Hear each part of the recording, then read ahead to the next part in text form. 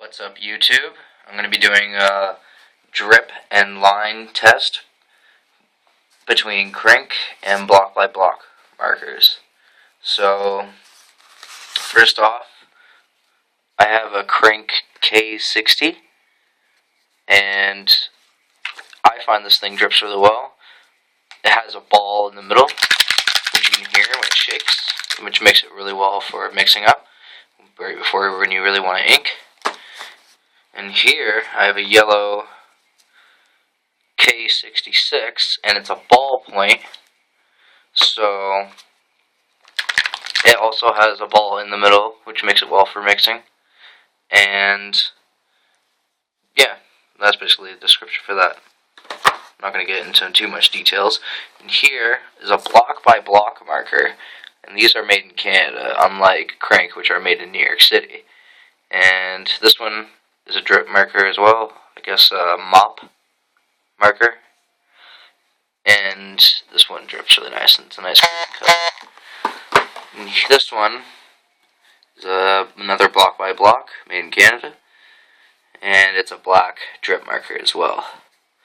So, unlike compared to this Krink, which is a ballpoint, these ones are just mops, just like the red Krink.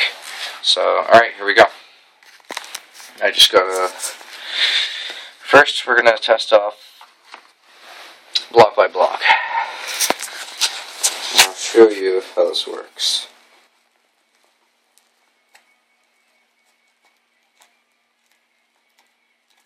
As you can see, tip is a nice mop end. It does not have a ball in it, as you can hear when it shakes, compared to the Krink. And it's still very nice paint, drips very, very well. And now I'll show you how well it does. Alright, first I'm going to do a simple dot drip.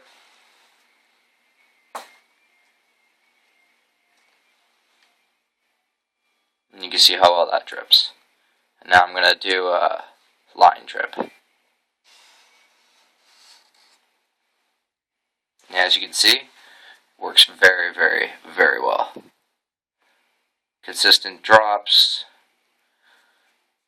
no fade in the background. Does its job well. Alright, next I'm going to go for the BlockByBlock green big head mop.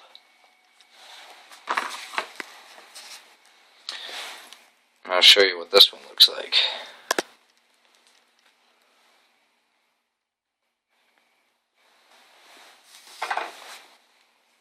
Alright, I'm going to do a simple dot drip.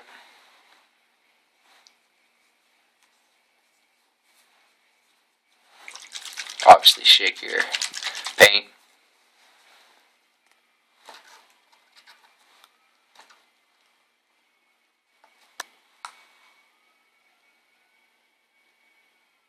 And so that does a very nice drip. Now I'm going to do a line drip.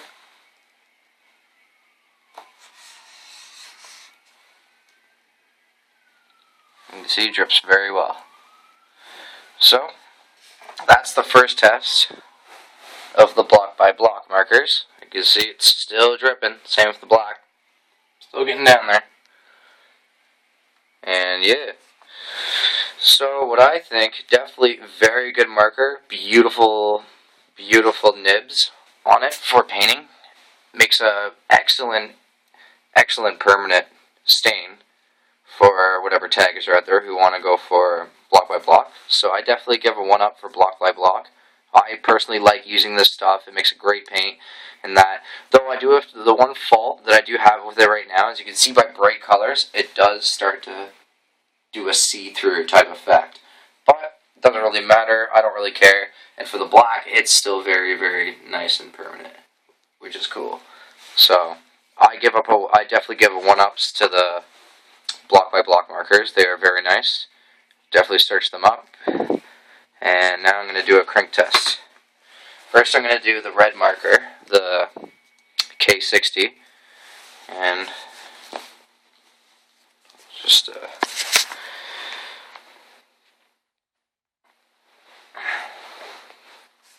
alright, I'm going to do a simple dot, and I'm going to do line drip.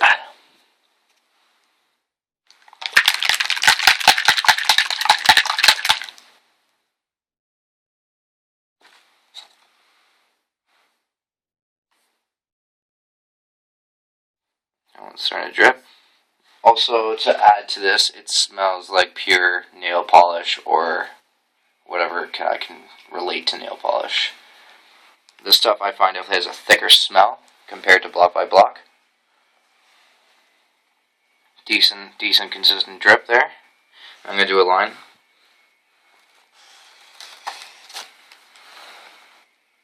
As you see, it looks really well. Kind of looks like blood. Alright, so that's the test for that marker.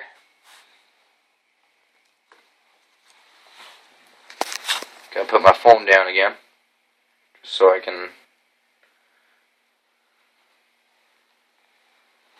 do what I'm doing. Alright, final marker. I'm gonna do the Krink yellow ball tip.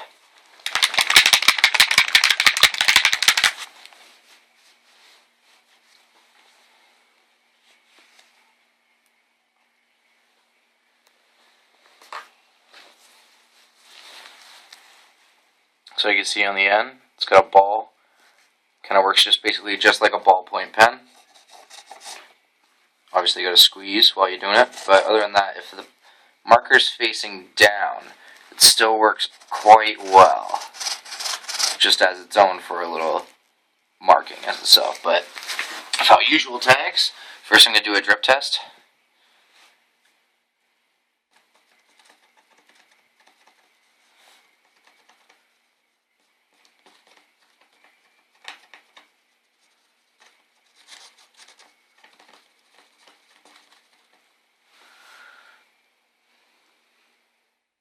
Starting to get. I will admit one thing before I do the line. I find this stuff works way better on steel and concrete.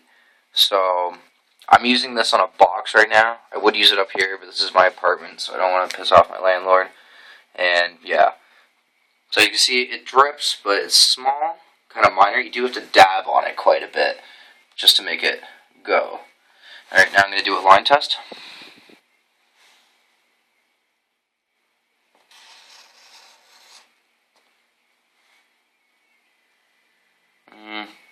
Kind of just looks like mustard. Let me try this.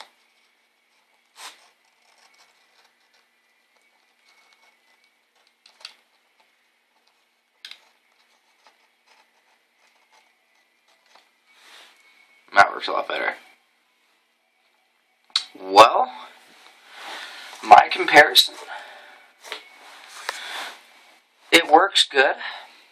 You do have to really squeeze on it to get the actual ink out. So that's my only flaw to it. It works great if you're like coming up to a garbage can or something like that, or a tiny little wall, and you just want to quickly just like make a tag. Like, it's great. It's definitely great for it. Like, works great for steel and all that. And yeah, it's a good one up. So my comparison, I'd say I really like the Block by Block. It drips amazingly. It's just like awesome. Same with Krink. I personally find these K60s work way better. Probably almost, I'd say, just as similar as these Block by Block markers. So I find these work really well. This works well, but the only problem is you can see it's still kind of fading. So the green, brighter colors, I don't know. I've only bought the green, so I'd have to buy more colors just to find out. Green works well, nice and drippy. The red, nice and vibrant, barely even see-through, works amazing. Black, still nice and black, not even see-through, love it. And then the yellow steel tip works well. Still a little bit of like a squeeze on it and that, but yeah. So yeah, that's basically my marker test, I'd have to say. So I'd like to thank YouTube and everyone for watching, and this is What the What Is signing off. Thank you for watching.